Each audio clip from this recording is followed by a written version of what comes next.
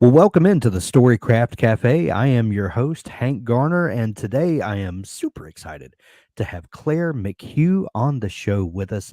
I got to chat with Clare about 2.5 or 3 years ago when her first book came out, and today we are here to talk about The Romanov Brides. Her brand new novel comes out in just a couple of weeks from now. I haven't done the exact math. I think it's 2 weeks from today, isn't it, Claire? Today's Yes, Tuesday. it's exactly Book 2 day releases are 2 usually weeks. 2. Yeah. The Romanov Brides, a novel of the last Tsarina and her sisters. What an epic, and I know that word gets overused today, but what an epic adventure we go on with this book. Claire, what an amazing accomplishment. I absolutely loved it. From the first chapter, this is one of those stories that you just fall into and you don't want to crawl out of. And I absolutely loved it. Welcome to the show. Thank you, Hank, and thank you for your enthusiasm about this, my sophomore effort.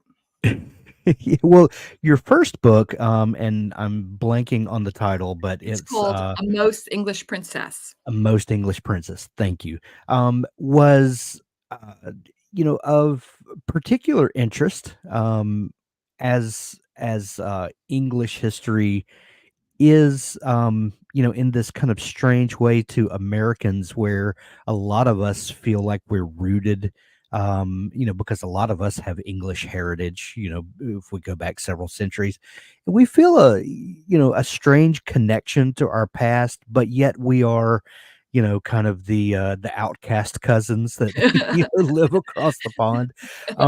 But there's this fascination. Well, also with some interesting news that's happened over the last couple of years, a lot of us are turning our gaze toward Russia and, the interesting history that is, kind of wrapped around Russia. And it's this is such a timely novel, and I know that this novel, um, it's so interesting to see when a book comes out and it's so timely and you really get to peel back the layers and see things that are similar to what's happening in the world today. Yes, And yes. you just know that there was no way you could have predicted this. So No, tell us what. no. Yeah, so how has life been from the first novel releasing to now?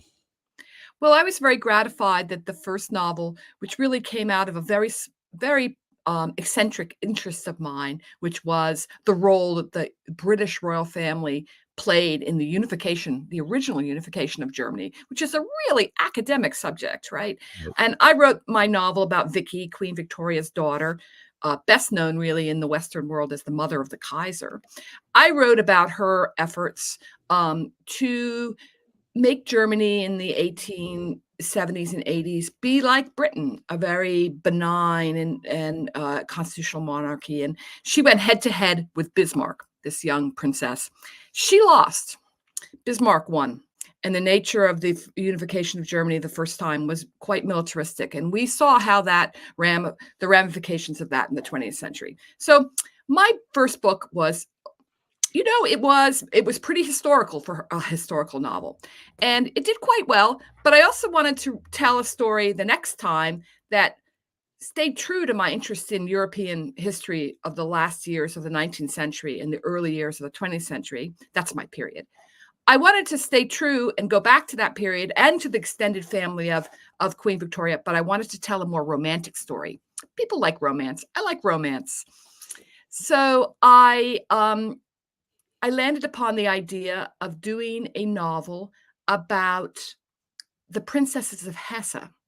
Uh, Alexandra, Alix, as she was called in the family, is the best known because she's the last Tsarina. And she was the one who was killed with her husband, Nicky, in the basement in Ekaterinburg. But how did their story start? I thought that people know a lot about how it ended, but not the romantic way it started. And the Right. more I looked into it, the more I saw that there were parallels with my first book. This is a personal story that also has huge political implications and reverberates right down to the current day. So Sure. that turns out to be my thing. So I did it again. I meant to ask you a question a minute ago, and I'm going to go ahead and ask that to you now. But we got so excited talking about the new book. Have you ever, and just to kind of recap what we talked about last time, you worked in journalism and in magazine editing and this whole world before tackling fiction. And in your previous work or in your novelist work, have you ever been given a piece of advice that you look back on and say, "Oh, that was such a a jewel of advice that I hold on to, and it has served me well"? Or have you been given a piece of advice that was so terrible, you're just happy to this day that you didn't take it or regret taking? That's a terrific question, Hank. I my new life as a novelist does have echoes in my old world of being a newspaper reporter, a magazine writer, and then an editor. And I had an editor when I was a young woman, 28 or 29, a really clever man called John Halpern, and he was one of my editors at a publication called the New York Observer, a newspaper. And I told John one day how I was in despair because I was never going to be a great writer, and all my efforts would be for nothing. It was a bad day. He said to me, "Oh, no, no, no, no, no. The most important thing about becoming a good writer is really wanting to be good. That is 90% of it. Once you've decided, oh, I want to be good, then you can get on with it. But if it's not something that you're really passionate about, it's really hard to turn up at the desk every day." And he inspired me to be a better magazine and newspaper writer. And I remember, he's died now. I remember him when I sit down and I look at what I wrote yesterday and said, not very good. And I think, no, no, no, no. I want to be better. I want to be good. I want to make this better. So let's get on with it. And that framework really works for me. I also think I have to work like lots of other people with a piece of advice that my mother gave me, which is comparisons are invidious. If you compare yourself to what happens, how other people's careers go and what other people write, and what kind of success they get, this is a formula for discouragement and a distraction. Writing is something that the person you're competing against is yourself, and compare your work to what you did previously. Borrow from other people, see why their work is popular, why people like it, see what you can steal, and then do it your own way. Take what they've done and put your own twist on it. So those two pieces of advice are fantastic. If I thought about bad advice, it would be the devil on my shoulder sometimes that says, "This is a waste of time." Don't listen to that devil if you're committed to Don't. finishing books. Right.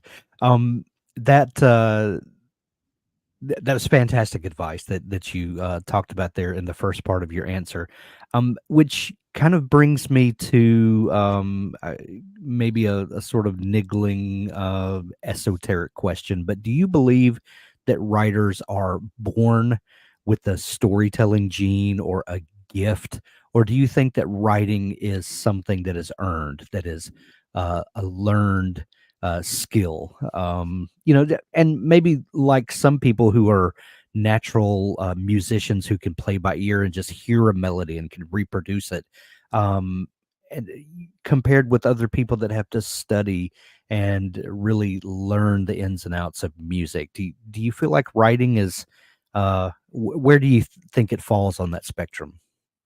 I think some people are very good at it naturally, Yeah. but most people, and I include myself there, have to work very hard to get better. And Again, it starts with a desire to do well, and also to have been well taught by people. It helps to be well taught by people who are good critics of literature. I think an excellent education, which I fear lots of people don't get anymore, 4 years of high school English, really helps, is the foundation for good writing, and then lots of practice.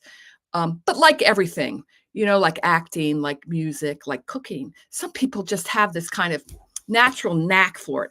Right. But anyone, most people who really want to write well can get better and get uh, to a pretty good level. Gotcha. You said that earlier that kind of your wheelhouse, your preferred place to write about is or time is late 19th century, early 20th century. That time period is so replete with from societal upheavals to political changes, and so much of Europe has was shuffled around and shifted. In America, we had the Industrial Revolution that was kicking off and changing the lives of nearly everyone in the population as a result. And as a result of that, political changes and that our whole world was just reshaped by so many things in that I don't know 50-year period, if you want to kind of block that off or whatever. What is it about that time period that fascinates you? Because we have so many stories that are beloved that come from that time period. It seems to be so rich, and so many intriguing things come out of that time. What is it for you that gets the creative wheels turning? Um, I think for me, there are several different things. It is the rise of the modern nation state. We see Germany and Italy coming together as nations. We see the United States really coming on the world stage, as you say, after the Civil War, the Industrial Revolution, the rise in women's rights, and it's the dawn of modernity. I think that's what I like about it, and also many of the stories that happen in the 20th century get their start then. I think it's an accessible time.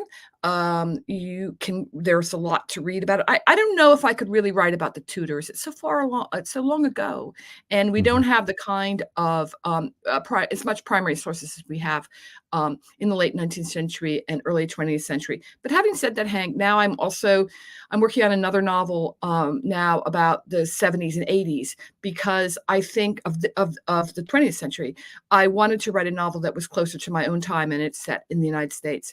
But my historical novels, I think, will always be I'm going to continue to write a set of historical novels about the family of Queen Victoria and the reverberations that went out from those those 9 children and who they married and what happened to them. So there's a lot more to say. But in the Yeah, meantime, I'm also plowing another field as well. But yeah, it's the early modern quality of those years that really interests me. gotcha.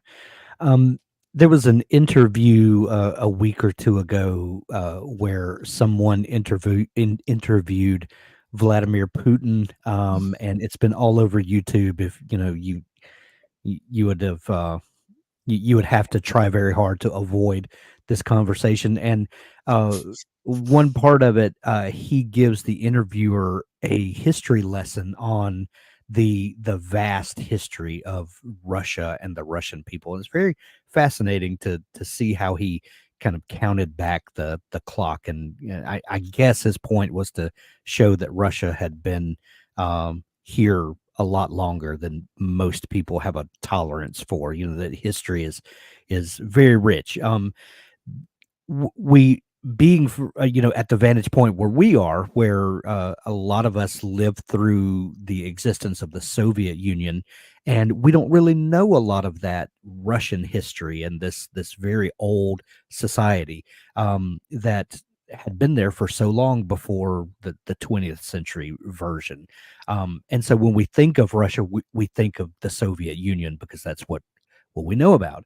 Um, what kind of things when you and I know that you do vast amounts of research and really get into the time period and get into the society so that you can accurately tell about it. But what were some things about this interesting society that you found fascinating?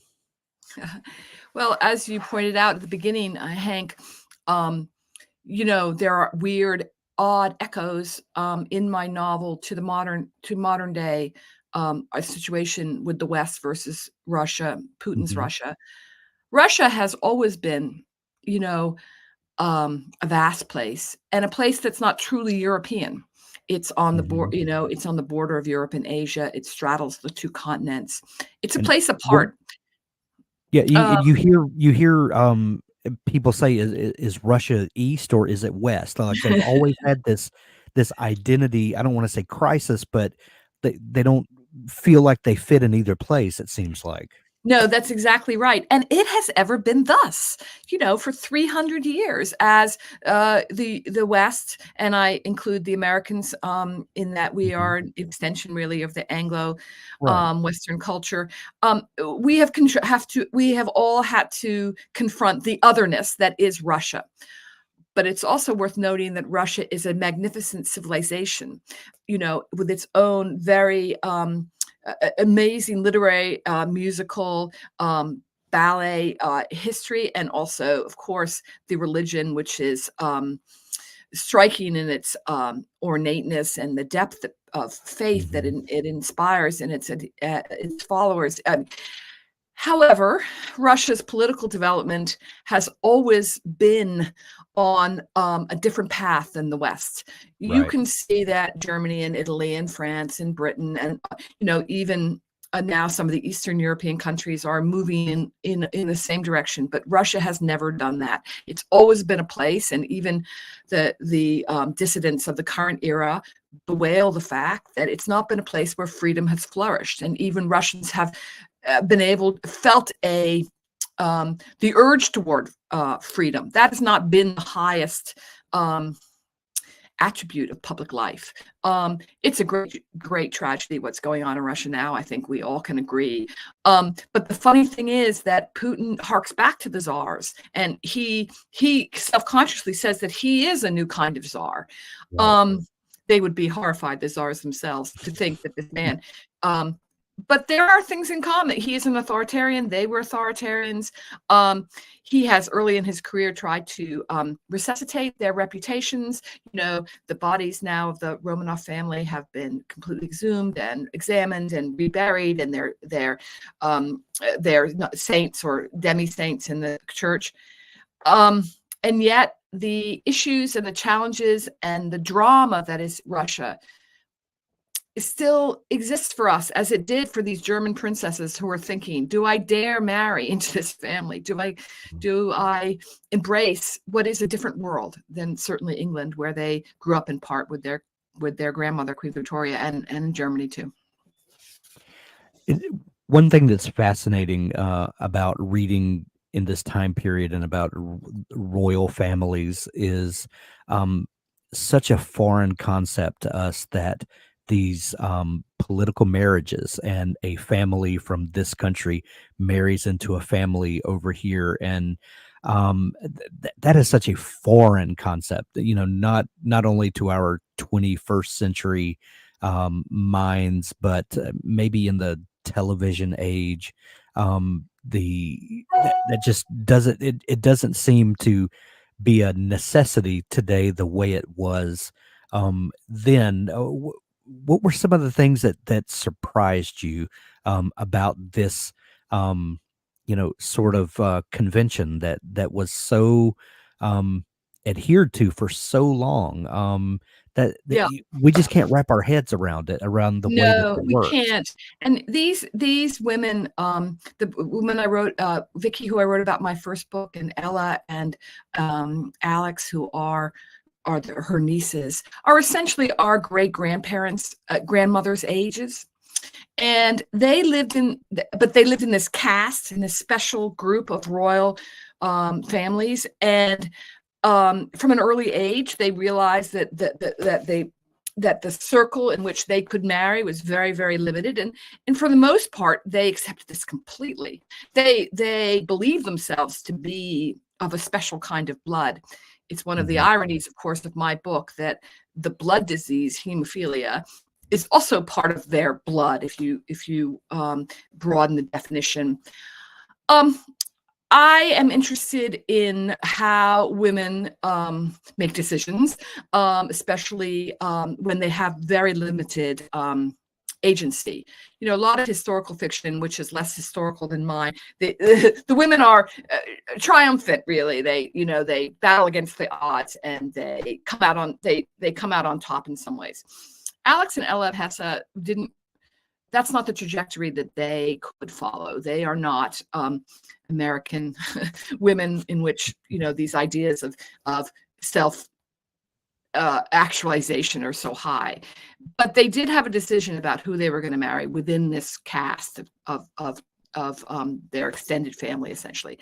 And I was fascinated that they really did choose for themselves, and that that pivoting on their choice turned out to be a lot of history that had a great consequences for the whole world. So on the one hand, princesses are, you know, looked up at. Oh, what a wonderful life to be a royal princess. On the other hand, they had very constricted choices. Mm-hmm. But the choices that they did make are not ironically, that's the wrong word. The choices that they did make came from their heart. And yet the consequences of those choices had hard, cold political realities attached to them, and consequences that came out of those decisions. That conflict between the spiritual and the earthly and political outcomes really interested me, and I thought other people would be interested. You know, one of the things when you write historical fiction, you want people to be interested, and sometimes when they have a little bit of knowledge already about these characters, they're like, how did Alexandra end up married to Nicky? It's an entry point, and then once you've lured them in with your entry point, you can tell them the story. Right. If you're not familiar with the history of this actual occurrence, the subtitle of your book, A Novel of the Last Tsarina and Her Sisters, should give you a clue that this doesn't end well. But like unlike so many tellings of this story, you don't focus on the horrific end to all this, but you really spend a great deal of care and time in showing us how this all got started and what the realities of life were for these women and for everyone, you know, surrounding them. How did you choose the kind of window that you gave us to look into this time period and these people? And what were some of the choices that you had to make on you know, what part of the story to tell and how to tell the story? That's such a good question, and it really comes to the heart of, you know, constructing a good historical novel. Because the thing about a historical novel about the last years of the 19th century, there's a lot of material. There's a lot of ways the story could go. There are a lot of perspectives you could choose. And the hardest part of this book, I knew the arc of the story. I knew where I wanted to land the characters at the end, but I wasn't sure about the path to get them there, and how that the reader wouldn't be overwhelmed by information, that the reader would feel entertained at every stage. I was inspired, strangely enough, by Little Women, as you know, a book about four sisters. Sure. This too is a book about four sisters. They're called Victoria, Ella, Irene, and Alix, and they each have personalities the way the girls in Alcott's very famous and beloved novel have. So the thing that distinguished the Alcott characters from the Princesses of Hesse was that the Princesses of Hesse had no mother. So without the mother, Princess Alice, she died when they were 15, 14, 11, and 6. Without them, they were left to make to their own devices a lot. Their father was very feckless. So this suggested to me that the opening chapter should be the death of the mother, because that's the point of change, right? When does this really kick off, the story of these four sisters? When did when was the starting point for the life that they lived? And it was, very sadly, the death of the mother. And then I really kept to Alix and Ella's points of view mostly, because they are the Romanov brides. They're the two of the four who married into the Romanov family. But the eldest sister, who's called Victoria, is also very important, and she people should know is a very significant person also in British history. She is King Charles's great grandmother. She's a very practical, very assertive, the cleverest of the four of them, and she set the pattern in the family in that she married for love her cousin, Prince Louis of Mountbatten, called Battenberg at that time. It's no coincidence that Prince William's son, our Prince William's son, is called Louis. The family really began with the marriage of Victoria and Prince Louis of Battenberg. Their grandson is Prince Philip, Duke of Edinburgh, and of course their great grandson is the current king. This is an important. And when they exhumed the body of the last Tsarina, they asked the Duke of Edinburgh for his DNA, so they could be certain that this body was his great aunt, Alexandra. But it's I framed it as a story of four sisters. I usually kept to the point of view of Ella or Alix. But then occasionally, as you saw in the novel, I put in a chapter from other people so that the reader, could experience what other people experienced when they met Ella or Alexandra. And one of them is Nicky's mistress, the dancer Matilda Krushenka. And another one is a friend of Nicky's who really had doubts about the fitness of Alexandra to be the Tsarina at the time of their courtship. But by keeping the novel to essentially 18 episodes, I could move people through the 15 years and all the conflicts that were involved to getting the two women married in a sprightly, but I hope entertaining way.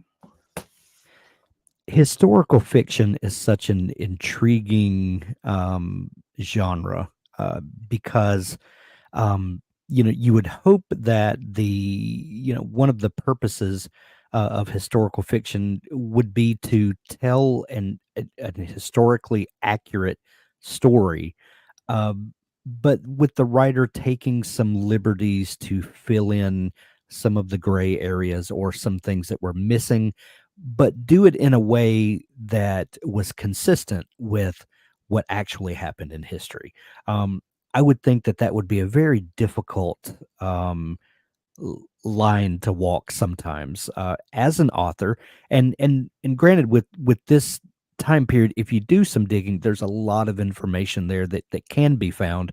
But then your job as a novelist is to make that information interesting and readable. And to me, that it just seems like such a tightrope to walk between being a novelist and being true and consistent with the actual history. What's that like to try to have a foot in each world? I think it's very important to think of yourself as a writer of historical fiction of doing two things. You are constrained by where your characters were and what they were doing at any one time. I think it's a sin against historical fiction to put people in a place they weren't, or have them meet people they never met, or speak in modern lingo, or even think in a way that it's a modern mindset. Those are the constraints. But the great thing, Hank, is a lot of things are taken care of. You know where this story happened. You know essentially how it ends. You know who's involved. And so the guidelines, the constraints can also be scaffolding. And it's the novelist's job to pick the scenes. In that way, also, I think good historical fiction is like playwriting, because the characters come out most meaningfully in the scenes. So, and you didn't have a tape recorder. Nobody had a tape recorder. So nobody was there to tell you exactly what happened when Alix and Nicky decided to get married. I mean, they did write letters about it, both of them. But it's up to you to write a scene that you believe conveys the emotion, that the reader would have a feeling of being on a fly on the wall. And so you have to be true to the way you believe they would talk without using kind of crazy old-fashioned language. The way they would talk, the way they would express ideas, the way how they would bounce off each other. And also remember that humor and pathos, that's a big part of life. And, these things, the people that were writing about, they had no idea what was coming. They're living in their moment just as we're living in ours. And so, there's a tension between what we know as readers and what they can't know. But you want to experience the events the way they experience them in the running time. I do think that's why this novel. I did write it all in the present tense because I thought there was a lot people already know about these characters, and I wanted to evoke the feeling of, but this is how it felt for them when they knew nothing about what was going to happen to them. So that's an artistic choice too, within the constraints of fact. Well, this story is beautifully rendered, and you take elements that we know, and you give us a little glimpse behind the curtain, which I think is exactly what you want good historical fiction to do. The Romanov Brides, a novel of the last Tsarina and her sisters, is available in 2 weeks. We'll put links in the show notes where you can pre-order it from Amazon if you want, or if you have a great local bookstore, go visit them and tell them to pre-order it for you. Support local books anywhere you can. But if you don't have a great local bookstore, we will put links in the show notes where you can grab it from Amazon. Clare, thank you so much for coming on the show today and catching up a little bit from the last time we chatted. It was a great pleasure, Hank. Anytime. Yeah, I'll try to write another book so we can meet again. Please do. Please do.